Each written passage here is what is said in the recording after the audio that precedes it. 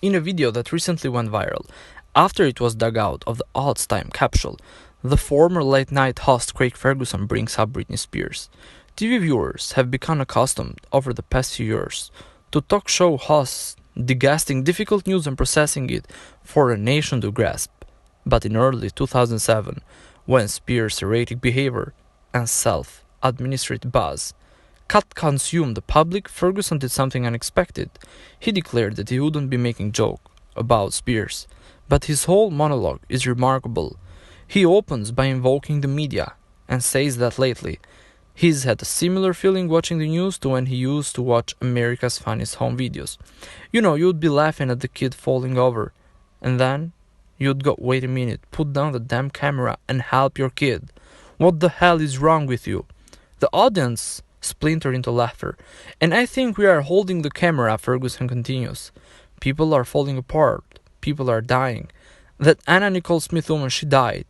The audience laughs again. Ferguson interjects to stop them. It's not a joke. To the people in that room, though, it had obviously felt like one. Here was an audience so conditioned to seeing women in crisis punch lines that even the death of one of them felt inevitably comical. In 1994, New York Magazine put Smith on its cover, wearing a pink halter top and white cowboy boots, with her legs akimbo and a family-sized bag of chips covering her crotch. The headline was, "White Trash Nation." Smith sued. She'd be told that she was shooting an all-American look with glamour shoes, and the chips photo was taken for fun during a break. I guess they just found a picture which was unflattering. The magazine editor Kurt Anderson said at the time. I guess, after Smith's death, Slade Jack Shaver analyzed the breadth of media coverage and found it not excessive. Fat, no talent, bleached blondes from Texas with breast implants aren't rare, he wrote. But add a little show business success to that package and top it with a potential $500 million, and you've got a story. The same strain of cynical, depersonalizing disdain helped Spears' mental health crisis become a gripping public spectacle. The Britney show, as The Atlantic framed it in its 2008 cover story about the monstrous evolution of the paparazzi. The early days of the internet collided with non-stop cable news coverage and submerged us into a peculiarly banal kind of drama. Spears buying snacks at a gas station, swarmed by photographers, and waiting for her to cry, or yell, or do something that affirmed the public perception of her as unworthy of her renown. When she picked up fast food, or drove away from paparazzi with her young son on her lap, or drank soda, or got out of a car without wearing underwear, the resulting photos would usually sell for hundreds of thousands of dollars because they chipped away at the pop star golden image. The recent New York Times FX documentary framing Britney Spears is largely about the legal battle over Spears' conservatorship and her legal inability for more than a decade to control her own money and make her own decisions. But in the film, feels revolutionary now because it confronts viewers with the larger arc of Spears' career, how her magnetism and talent were constantly undercut by the media's inability to comprehend, as one of subject puts it, how she could claim to be sexy and virginal at the same time. Everyone is talking about it. A middle-aged Dutch interviewer tells a teenage Spears in one archival clip from the documentary. What she replies? "Your breast," he says. Framing Britney Spears also touches on how Spears was exonerated by the tabloids for supposedly cheating on her then boyfriend, the pop star Justin Timberlake, and how Timberlake stoked the scandal in a music video that framed himself as the victim. In the odds enabled by the internet and by stigma surrounding mental health, people revealed in the spectacle of women, particularly beautiful, famous ones, breaking down in public.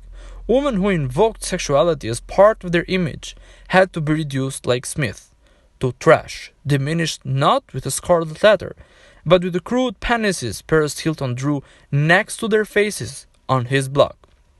This country reveres a particular kind of loathing for the people, the women, who get rich because we can't stop looking at them.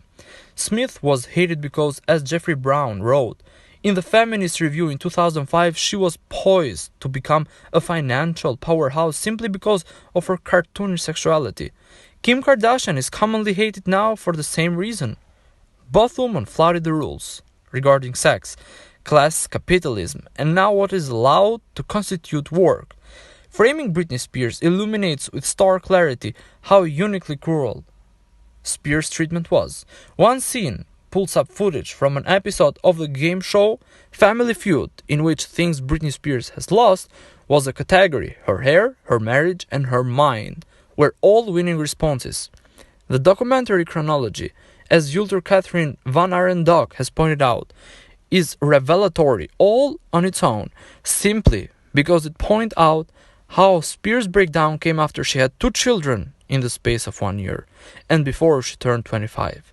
Not many people were talking about postpartum depression when Spears was brawling with photographers or shaving her head, but it's clear now that whatever she was going through was exacerbated tenfold by the insatiable interest in watching her struggle in real time. The more vulnerable she became, the greater the interest in watching her disintegrate, and the greater the pressure upon her in turn. Will she OD or commit suicide like Monroe? Mark Stevens wrote in New York Magazine in 2007, praising Spears' head shaving incident as the most fascinating thing she would ever done. Will she have a Grant Greenwald death like the fat-obsessed Anna Nicole Smith? No one publicly asked those questions, but that's what everyone wonders.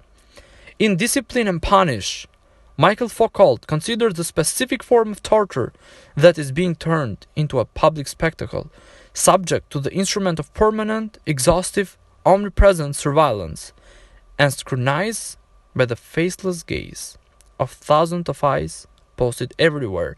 American media still have a long way to go. Still on balance, it's striking how differently stars in crisis tend to be treated now, and how much the tenor of media coverage surrounding women in the public eye has changed. We shouldn't be attacking the vulnerable people, Ferguson said in 2007.